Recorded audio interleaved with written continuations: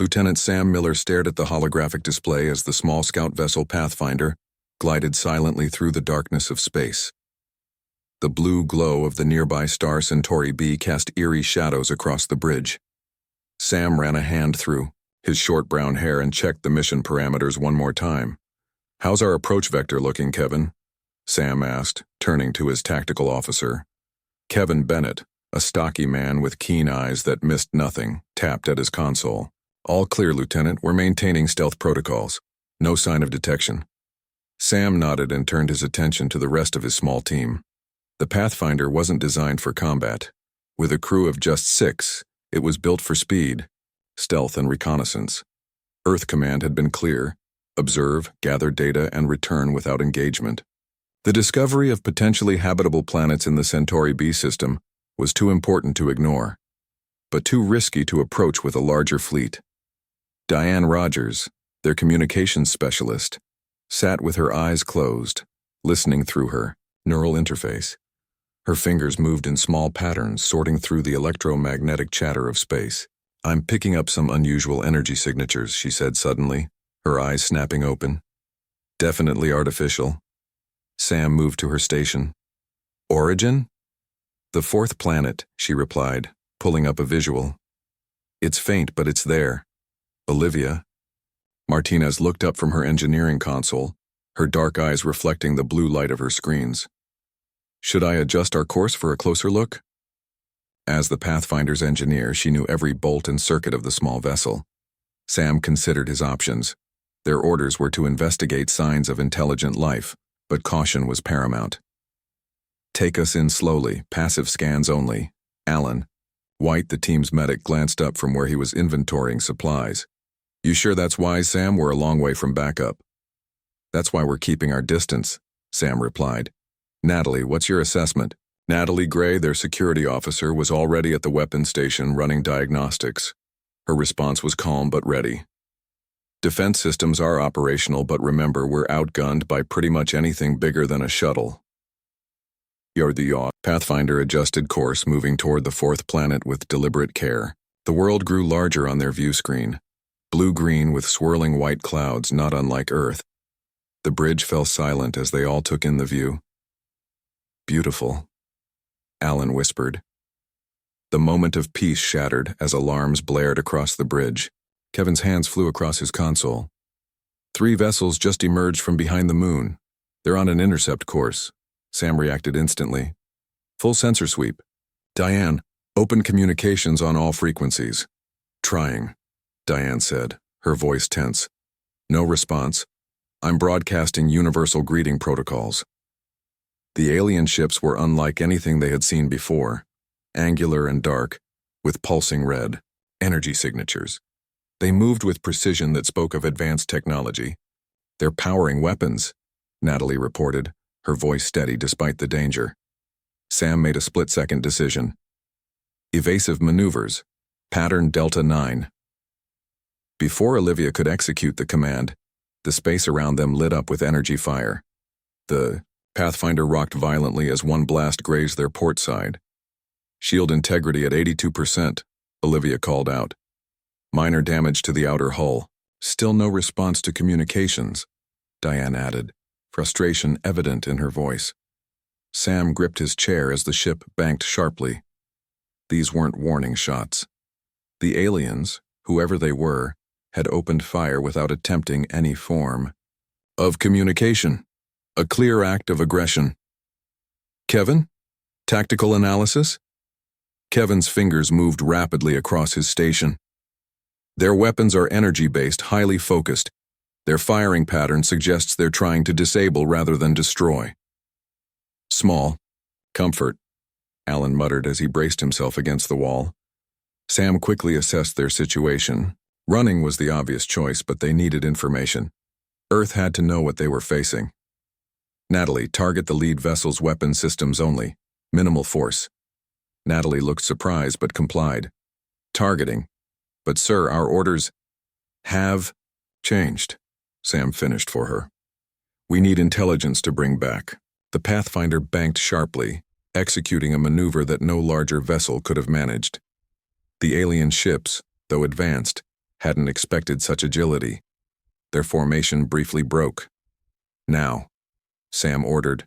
The Pathfinder's modest weapons fired, with precision, striking the lead alien vessel exactly where Kevin had identified a potential weakness. The effect was immediate. The alien ship's energy signature flickered, its weapons temporarily disabled. "Direct hit," Natalie reported, sounding slightly amazed. "Their weapons array is offline. The other ships are adjusting their tactics," Kevin warned. "They're splitting up to box us in." Sam nodded. "Olivia, prepare for jump to emergency coordinates. Diane, make sure all our data is transmitting back to Earth Command." "Data packet ready," Diane confirmed. "But it'll alert them to our communications." "Can't be helped. Send it." The Pathfinder spun in a tight spiral, evading most of the incoming fire. One blast struck their aft section, sending sparks flying from a secondary console. "Shields at 64%, Olivia reported. "We can't take much more of this." As the second alien vessel moved to cut off their escape route, Sam saw an opportunity. "Natalie, target their propulsion system, then full power to forward shields." The Pathfinder charged directly at the second alien ship, weapons firing. The aliens, clearly not expecting such an aggressive move from the smaller vessel, attempted to veer off. Their maneuver came too late. The Pathfinder's precisely aimed shot struck their engine housing, causing a cascade of energy fluctuations across their hull. "Their propulsion is damaged," Kevin reported. "They're drifting." "Jump coordinates locked in," Olivia said. "Ready on your mark." The third alien vessel was now closing fast, its weapons charging for what would likely be a crippling blow. "Execute." "Jump," Sam ordered. The stars stretched around them as the Pathfinder leapt into faster-than-light travel, leaving the disabled alien vessels behind. The bridge crew collectively exhaled. "Damage report," Sam said, already moving to check on a smoking console. "Nothing critical," Olivia replied after a moment. "We can make repairs en route." Alan was already treating a small cut on Kevin's forehead. "Everyone else okay?" Nods all around.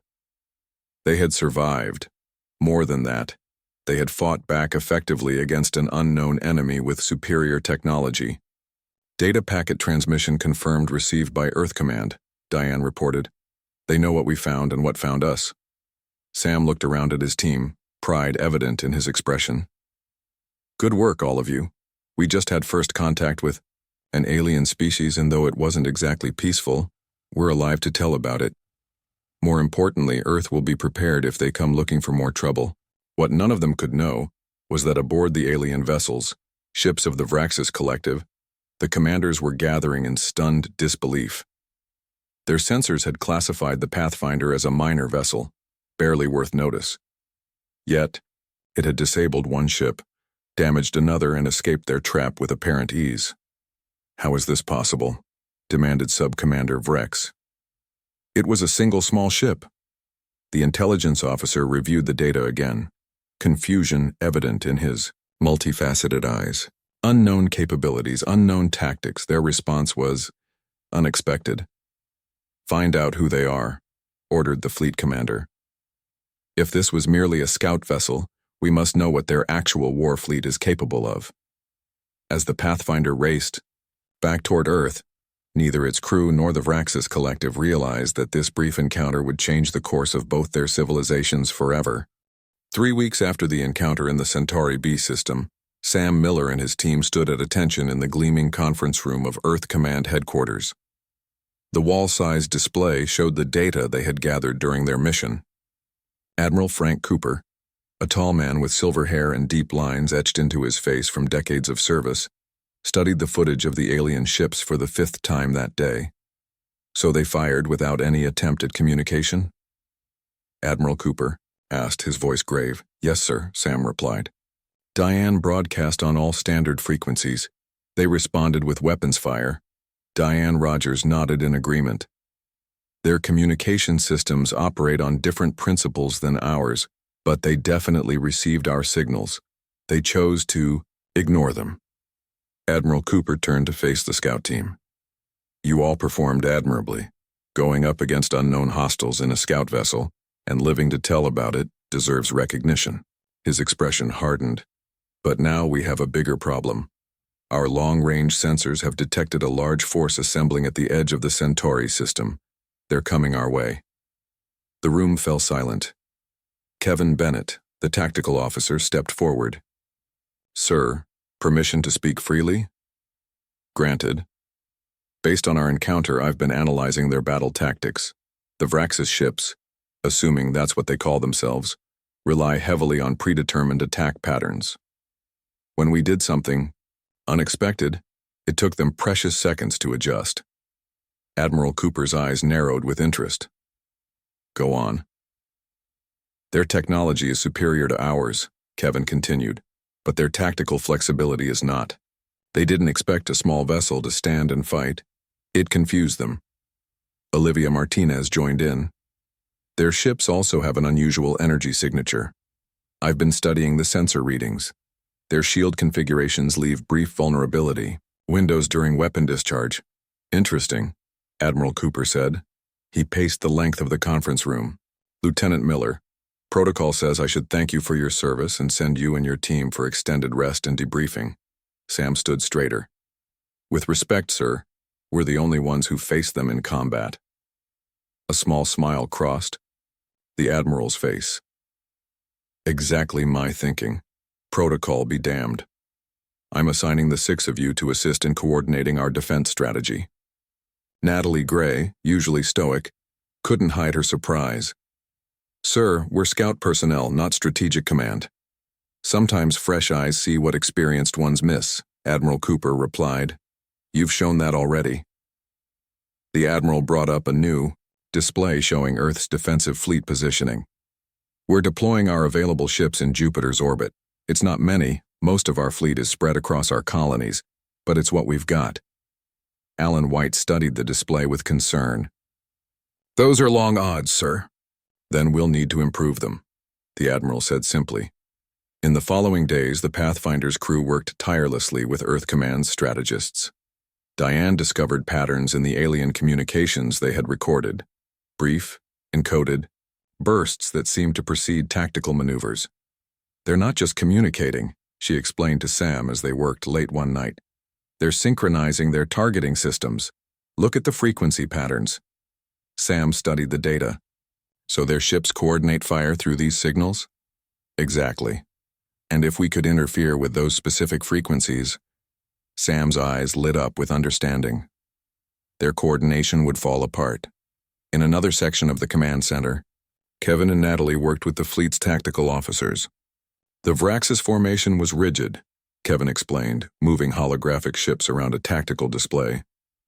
When we broke their pattern here, he pointed to where the Pathfinder had disabled the lead ship. The other vessels took 3.8 seconds. To compensate. Almost 4 seconds of confusion, Natalie added. In space combat, that's an eternity. Admiral Cooper approved their unorthodox strategy 2 days before the alien fleet was expected to reach Jupiter. It's risky, he admitted.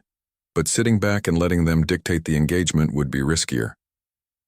The plan called for Sam's team to pilot 6 new prototype interceptors, vessels built for speed and maneuverability, much like the Pathfinder, but with enhanced weapon systems. They would target the alien command ships while the main Earth fleet created a diversion. On the eve of battle, Sam found his team in the observation lounge, looking out at the ships gathered around Jupiter's moons. Having second thoughts? He asked. Alan laughed nervously. About flying straight into an alien armada in experimental ships? Not at all. Olivia looked up from the engine schematics she was studying. These new interceptors are incredible, twice the maneuverability of the Pathfinder. We'll need every advantage, Kevin said soberly. Their fleet is 5 times our size. Diane joined them, her expression unusually excited. I think I've cracked more of their communication codes. Their targeting systems have a distinct vulnerability to certain electromagnetic pulses. Can we exploit that? Natalie asked. I've already programmed the countermeasures into our ships, Diane confirmed. Sam looked at his team with pride. Get some rest. Tomorrow we find out if our theories work. The next morning, alarm klaxons sounded throughout the fleet. The Vraxis Armada had arrived at Jupiter, earlier than expected. From the bridge of his interceptor, Sam watched as the alien ships emerged from faster-than-light travel, dozens of them, then hundreds. "All interceptor pilots, check in," Sam called over the comm. One by one, his team responded. They were ready. Admiral Cooper's voice came through on the command channel. "All ships maintain defensive positions. Let them make the first move."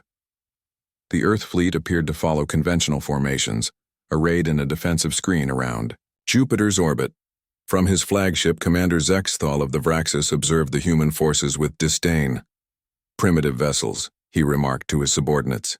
"They have no chance against our superior technology. Intelligence reports suggest these are not the same as the scout vessel we encountered." His second-in-command reminded him. "One small ship got lucky." Zexthal dismissed the concern. "These humans will learn the price of defiance. Commence the attack pattern." The Vraxis fleet moved forward in perfect formation, their ships arranging themselves in a three-dimensional attack grid. Energy weapons charged targeting the Earth vessels. "They're committing to standard approach vectors," Kevin reported from his interceptor. Just as predicted, Admiral Cooper waited until the alien fleet was fully committed to their attack pattern before giving the order. "Execute Operation Broken Mirror." What had appeared to be a static defensive formation suddenly transformed. The Earth fleet broke into smaller, seemingly chaotic groups. Ships that had been holding positions suddenly accelerated in unexpected directions.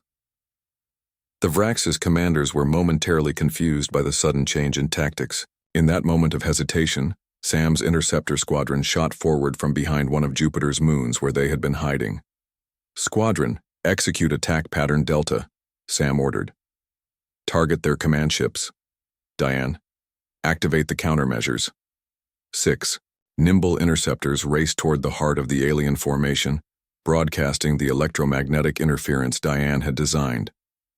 Across the Vraxis fleet, targeting systems flickered and reset. Commander Zexthal's bridge erupted in confusion. "What is happening? Target those small vessels immediately." But the interceptors moved too quickly, employing the same unpredictable maneuvers that had confused the aliens during the first encounter. Only now, it was happening on a much larger scale. As the Earth fleet engaged the disoriented alien vessels, Sam's team penetrated deeper into the enemy formation. They were headed straight for the Vraxis command ships. "This is it," Sam told his team.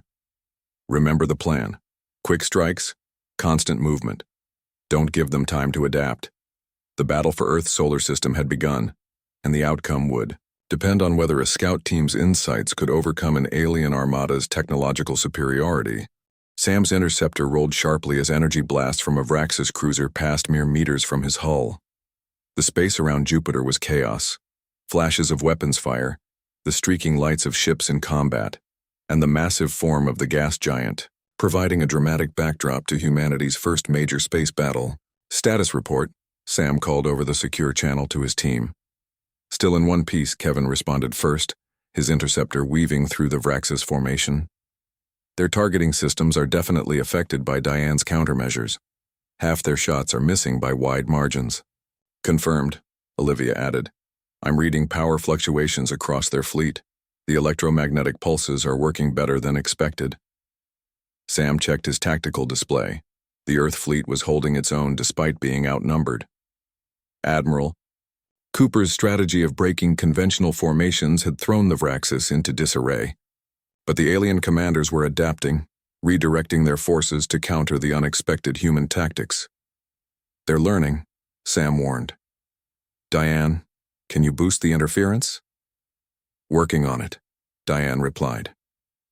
Her interceptor stayed close to Alan's, the two of them deeper in the Vraxis formation than the others. "I need to get closer to their command ships. The signal needs to originate near the source to be most effective." "I'll cover you," Natalie cut in. Her interceptor swooped down, weapons blazing as she cleared a path for Diane and Alan. Sam made a quick decision. "Kevin, stay with me. We'll target their heavy cruisers. Olivia, support Natalie. We need to get Diane close enough to disrupt their central command." The battle had been raging for nearly an hour. The initial surprise of the human tactics was wearing off, and the technological superiority of the Vraxis ships was becoming more apparent. Several Earth vessels were already disabled or destroyed. In the command center orbiting Earth, Admiral Cooper watched the battle unfold with grim determination. Our smaller ships are performing well, but their capital ships are starting to coordinate better. Lieutenant Miller's strategy bought us time, but we need something more. His tactical officer looked up.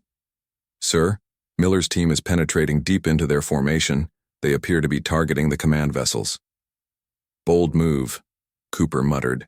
Give them whatever support we can spare. Back in the battle, Sam and Kevin approached a Vraxis heavy cruiser from below. The massive ship was 3 times the size of the largest Earth vessel, bristling with weapon emplacements. Target their primary power conduits, Sam instructed. Remember what we learned about their shield configurations. On it, Kevin replied. Firing. Now. Both interceptors unleashed a barrage precisely timed to hit the alien ship when its shields briefly fluctuated to allow its own weapons to fire. The effect was immediate. Secondary explosions bloomed along the cruiser's hull and its port weapon arrays went dark. Direct hit, Kevin exclaimed. Their power grid is destabilizing. Meanwhile, Diane and Alan had reached their target area, surrounded by the largest Vraxis vessels, their command ships. Natalie and Olivia flew defensive patterns around them, intercepting smaller alien ships that tried to intervene. I need 30 seconds, Diane said, her voice tense with concentration as she worked on her specialized equipment. The command frequency is more complex than I expected. You've got 20, Natalie replied grimly as 3 more Vraxis fighters converged on their position. Olivia's interceptor took a glancing hit, sending it into a spin. Stabilizers damaged, she reported, fighting with her controls. I can compensate, but I'm losing maneuverability. Alan's voice was steady despite the danger. 15 seconds is enough, Diane. Make it count. In the heart of the Vraxis fleet, Commander Zexthal was furious. What should have been an easy victory had turned into a prolonged and costly battle. These humans fought like nothing they had encountered before, unpredictable, adaptive, and seemingly fearless. Target those small vessels immediately, he ordered. They are the key to their strategy. His communications officer turned in alarm. Commander, we're detecting an unusual energy signature emanating from one of the human ships. It's affecting our... The officer never finished his sentence. Every screen on the command bridge flickered, then went dark. Communication with the rest of the fleet cut off completely. Diane's voice was triumphant over the human communication channel. It worked. I've managed to overload their central command frequency. Their entire communication network should be scrambled. Across the battlefield, the effect was immediate and dramatic. The Vraxis ships, heavily dependent on centralized command, suddenly lost coordination. Some continued firing, others drifted out of formation, and many stopped firing altogether as their targeting systems failed without central guidance. All units, press the advantage, Admiral Cooper ordered, seizing the moment. Focus fire on their larger vessels while they're disorganized. Sam's team regrouped, their interceptors moving in tight formation as they targeted one command ship after another, exploiting the newfound weakness in the Vraxis fleet. Natalie, Sam called. I need your boarding expertise. One of their ships is completely disabled. If we can capture it, the intelligence would be invaluable. You want to board an alien vessel? Alan asked incredulously. In the middle of a battle? That's exactly when they won't expect it, Sam replied. Natalie, Olivia with me. Kevin, Diane, and Alan continue disrupting their communications and provide cover. The 3 interceptors approached a drifting Vraxis vessel. Unlike the others, this one showed no signs of recovering from the communication disruption. Its weapons were offline and emergency lighting flickered through its viewport. I'm detecting minimal life support, Olivia reported as they drew closer. Most systems are in shutdown mode. Perfect, Natalie said, already preparing her boarding gear. Their security protocols will be minimal. Their interceptors docked with the alien ship through an emergency airlock. Sam, Natalie, and Olivia, wearing full combat suits, entered the vessel with weapons ready. The interior was starkly different from human ships. Angular corridors lit with pulsing red light and strange symbols marked the walls. They encountered no resistance as they made their way toward what Olivia's scans indicated was the ship's data center. The Vraxis crew must have evacuated or moved to a secure area, Sam observed, moving cautiously through the empty corridors. Natalie took point, her training as a security officer evident in her movements. Stay alert. This seems too easy. In the data center, Olivia quickly accessed the alien computer systems. Their technology is advanced, but the principles are similar enough. I'm downloading everything I can. Outside, the battle had turned decisively in Earth's favor. Without coordination, the Vraxis ships were being picked off one by one. Those that could still maneuver began to retreat, jumping away to faster-than-light speed in small groups. Commander Zexthal, watching his fleet disintegrate around him, made a fateful decision. Prepare for emergency jump. We must regroup and reassess these humans. They are not what we expected. As Sam's team returned to their interceptors with the stolen data, Admiral Cooper's voice came through on their comm systems filled with rare emotion. Lieutenant Miller, all interceptor pilots, you've done it. The Vraxis fleet is in full retreat. Sam looked at his team, each face showing a mixture of exhaustion and disbelief. We won, he said simply. But something tells me this isn't over. As the remaining Vraxis ships vanished into faster-than-light jumps, no one on either side yet realized how profoundly this battle would change the relationship between their species, or that the greatest revelation was yet to come. 2 days after the Battle of Jupiter, Earth celebrated its unexpected victory. Cities across the planet held parades and ceremonies, honoring the brave defenders who had repelled the alien threat. News broadcasts showed footage of the battle, focusing on the small interceptors that had turned the tide against the vastly larger Vraxis fleet. In a secure section of Earth Command headquarters, however, the mood was more subdued. Sam and his team sat around a large table covered with holographic displays showing data from the captured Vraxis vessel. Admiral Cooper entered the room, accompanied by several high-ranking officers and civilian scientists. At ease, he said, before anyone could stand. You've all earned the right to skip the formalities. The Admiral looked tired but satisfied. The President has approved commendations for all of you. Lieutenant Miller, you're being promoted to Commander. Sam nodded his thanks, but his attention remained on the alien data. Sir, I appreciate the honor, but I think what we've discovered here is more important than any promotion. I agree, the Admiral said, taking a seat. Dr. Chen, please brief us on your findings. A civilian scientist stepped forward, gesturing at the holographic display. Thanks to Engineer Martinez's data retrieval, we've been able to decode significant portions of the Vraxis database. What we've found is surprising, to say the least. Olivia expanded one section of the display, showing Vraxis ship classifications. They categorize vessels by combat capability. Look at how they classified our ships. The display showed the Earth's main battle cruisers labeled as light support vessels, while the interceptors were categorized as scout patrol craft. Kevin leaned forward, his brow furrowed. They thought our frontline ships were support vessels. That's why they were so confident. It gets better, Diane added, bringing up another section of data. According to their intelligence reports, they believed our main war fleet was still being assembled in Earth orbit. Admiral Cooper's expression darkened. They thought we were holding back our primary forces? Yes, sir, Sam confirmed. The Vraxis assumed the ships they encountered were just our defensive screen, not our actual military force. Alan laughed, the sound tinged with disbelief.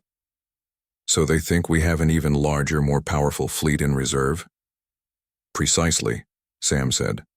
And now they're retreating to regroup, possibly to bring in what they consider appropriate forces to match what they think we have. Natalie, who had been quietly studying the data, spoke up. There's more, sir. The Vraxis High Council is currently in emergency session. They're debating whether to commit their actual war fleets or seek diplomatic solutions. The room fell silent as the implications sank in. The Earth had won not just a battle, but had inadvertently created a false impression of far greater military strength than they actually possessed. Admiral Cooper broke the silence. So they think they barely fought a small portion of our military capability, when in reality, Sam finished. They fought pretty much everything we could throw at them. We don't have a reserve war fleet. Those interceptors were prototype vessels that barely made it off the assembly line. This is... The Admiral searched for words. An unexpected opportunity. A strategic officer spoke up from the back of the room. Sir, our long-range sensors show the Vraxis regrouping at the edge of the Alpha Centauri system. Based on their communication patterns, they're waiting for reinforcements. How long do we have before those reinforcements arrive? Admiral Cooper asked. At least 3 months, possibly longer, the officer replied. The Admiral nodded thoughtfully. Then we have time. Time to prepare, but also time to consider other options. Sam leaned forward. Sir, if I may suggest something unorthodox. After your last unorthodox suggestion saved Earth, I'm all ears, Commander. Why not use this misconception to our advantage? If the Vraxis believe we're far stronger than we actually are, perhaps we can negotiate from a position of perceived strength rather than actual strength. Diane nodded enthusiastically. I've been studying their language and cultural references from the captured data. The Vraxis respect strength above all else. They wouldn't even consider diplomacy with a species they saw as weak. But they now believe we're extraordinarily powerful, Kevin added, catching on to the idea. Admiral Cooper considered this for a long moment. You're suggesting we bluff our way to peace? I'm suggesting we use their own misconception to open diplomatic channels, Sam clarified. From a position they'll respect. The Admiral smiled slowly. It's risky. If they discover the truth. With respect, sir, Olivia interjected, they won't discover the truth unless we tell them, or they attack again. And if they attack with their full force, believing we have an even stronger fleet in reserve, they'll commit everything, Natalie finished grimly. And we might not survive that confrontation. The room fell silent again as everyone considered the implications. Finally, Admiral Cooper stood up. I'll take this proposal to the President and the United Earth Council. In the meantime, I want all of you to continue analyzing this data. Find everything we can use to strengthen our position, whether for diplomacy or defense. As the meeting broke up, Sam's team gathered in a corner of the room, speaking in low voices. Do you think it will work? Alan asked. Negotiating with them? It has to, Sam replied. If they come back with their actual war fleet. Kevin nodded soberly. I've been analyzing their military capacity based on the captured data. What we fought was essentially their equivalent of a border patrol group. The others looked at him in shock. You're saying that wasn't their main force? Olivia asked, her voice barely a whisper. Not even close, Kevin confirmed. According to their records, they have at least 5 more fleets of equal or greater size. The implications were sobering. Earth's victory, impressive as it was, had been against what the Vraxis considered a minor force. If they returned with their full military might, the outcome would likely be very different. Diane broke the tense silence. Then we make the diplomatic approach work. I'll continue decoding their language and communication protocols. We need to understand how to negotiate effectively with them. And I'll keep working on countermeasures, Olivia added, just in case diplomacy fails. Sam looked at his team with pride. They had already accomplished the impossible once. Now they needed to do it again. This time not through combat but through carefully managed perceptions. Later that evening, as Earth continued its celebrations, the Vraxis High Council convened in their distant homeworld. The mood was one of shock and uncertainty. Intelligence Officer Kralvex presented his analysis to the assembled leaders. The data is clear, Exalted Ones. The vessels we encountered were not primary warships by human classification. They were at most a defensive screen. Impossible, protested one council member. No defensive screen could defeat a Vraxis battle group. The evidence is irrefutable, Kralvex insisted, displaying sensor readings and combat footage. What's more, our long-range observation confirms that their actual war fleet remains positioned near their homeworld. The High Council leader leaned forward, eye clusters gleaming with concern. Then we face a decision. Do we commit our primary battle fleets to crush these humans before they become a greater threat? Or do we seek to understand how a supposedly inferior species has developed such effective defensive capabilities?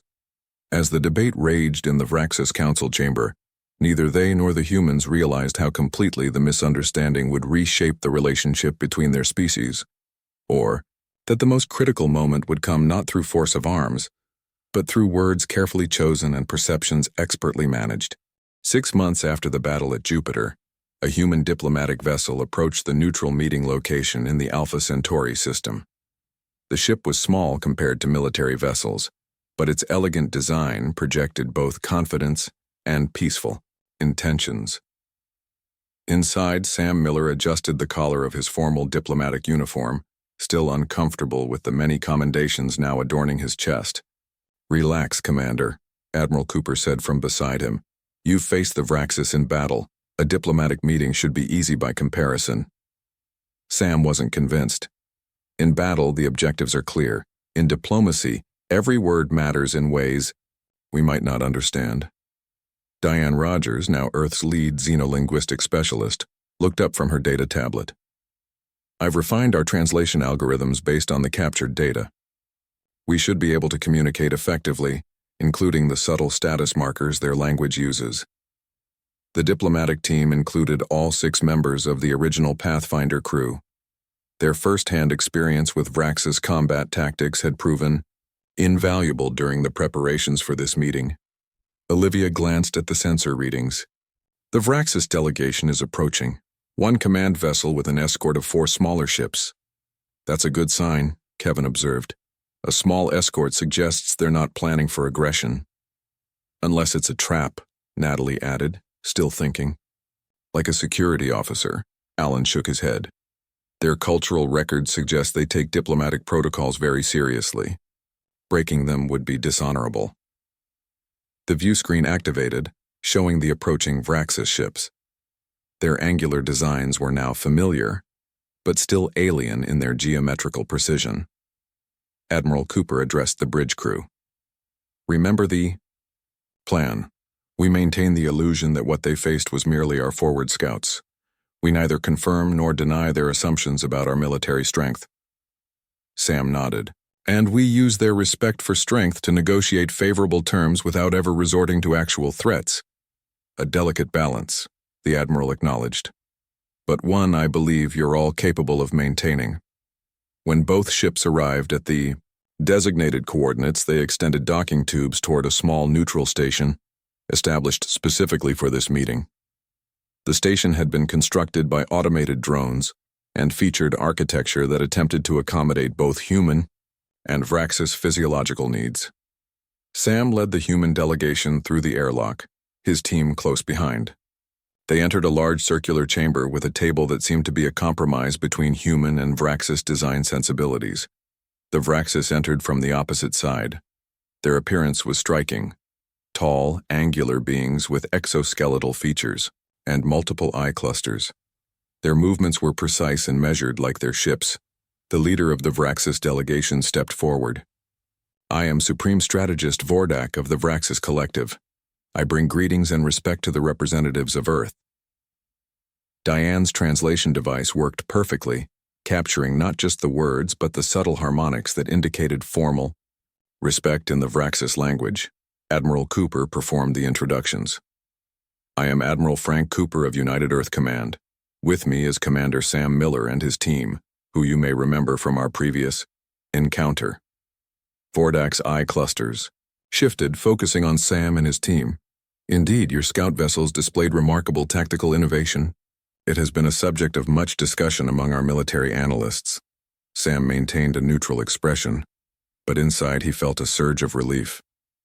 The Vraxis were still operating under their misunderstanding. "We are pleased to meet under more peaceful circumstances," Sam replied carefully. As the delegations took their seats, Vordak made a gesture that Diane had told them indicated respect between warriors. "Your defensive perimeter forces proved more formidable than our initial assessment suggested. A worthy demonstration of your species' capabilities." Admiral Cooper nodded graciously. "We appreciate your directness, Supreme Strategist. Let us hope that this exchange of respect can lead to a productive dialogue." The negotiations proceeded carefully at first, with both sides establishing basic protocols and principles. The Vraxes were naturally cautious, but Sam noticed they were particularly careful when discussing military matters. During a brief recess, a junior Vraxis officer approached Sam while the others were engaged in conversation. "Commander Miller," the officer said, his voice lower and less formal than Vordak's. "I must express my professional admiration. Your tactical innovations during the Jupiter engagement have been studied extensively by our military academy." Sam chose his words with extreme care. "We simply adapted to the situation as it developed." The Vraxis officer's eye clusters pulsed with what Diane had identified as curiosity. "I am most interested in your species' military doctrine. To commit mere scout vessels against our battle group suggests either great confidence or unusual strategic priorities. Each species develops the approaches that suit their needs," Sam replied non-committally. The officer leaned slightly closer. "Between warriors, I must ask, were your main battle fleets truly prepared to engage if we had broken through your defensive screen?" Sam allowed himself a small smile. "Fortunately for both our species, we didn't have to find out." When formal negotiations resumed, Sam noticed a new undercurrent of caution in the Vraxis delegation's approach. The junior officer had undoubtedly reported their conversation to Vordak. By the third day of negotiations, the discussions had progressed to territorial boundaries. To Sam's surprise, the Vraxis were proposing terms far more favorable to Earth than anyone had anticipated. "The Centauri B system shall remain under Earth jurisdiction," Vordak stated, with a demilitarized zone extending 5 light-years beyond it in all directions. Admiral Cooper maintained his composure, though Sam knew the Admiral had expected to fight hard for even shared access to the system. "These terms are unexpectedly generous," Cooper replied carefully. Vordak made a gesture that indicated pragmatic acceptance. "We have reassessed our expansion priorities. The Vraxis Collective has many frontiers. We see no need to commit significant resources to areas where strong resistance is likely." As the final treaties were prepared, Vordak approached Sam directly. "Your species is unlike others we have encountered," the Supreme Strategist said. "Most either surrender immediately or fight foolishly until destroyed. You found a third path, effective resistance followed by reasonable negotiation. We prefer peaceful coexistence," Sam replied. "But we will defend ourselves when necessary." Vordak's eye clusters shifted in what Diane had identified as their equivalent of a knowing look. "Indeed. We look forward to never having to face humanity's legendary war fleets in actual combat." The treaty signing was conducted with formal ceremony. Both delegations clearly relieved that conflict had been avoided. As the Vraxis prepared to depart, Vordak made one final comment to Admiral Cooper. "It is fortunate for both our species that wisdom prevailed. A full-scale war between our civilizations would have been costly." "On that we completely agree," Cooper replied with perfect diplomatic poise. As the human delegation returned to their ship, the team gathered in the observation lounge, watching the Vraxis vessels depart. "We did it," Alan said, breaking the silence. "A treaty that protects Earth and gives us access to the Centauri system. All because they think we have some massive war fleet in reserve," Olivia added with a shake of her head. Natalie looked troubled. "How long can we maintain this bluff? Eventually they'll discover the truth." "By then maybe it won't be a bluff," Kevin suggested. "The captured Vraxis technology is already helping us advance our own capabilities." Sam gazed out at the stars, considering the strange path that had led them here. A scout vessel accidentally creates a misunderstanding, and that misunderstanding saves Earth from a war we couldn't win. Admiral Cooper joined them, his expression thoughtful. "Sometimes, perception is more powerful than reality.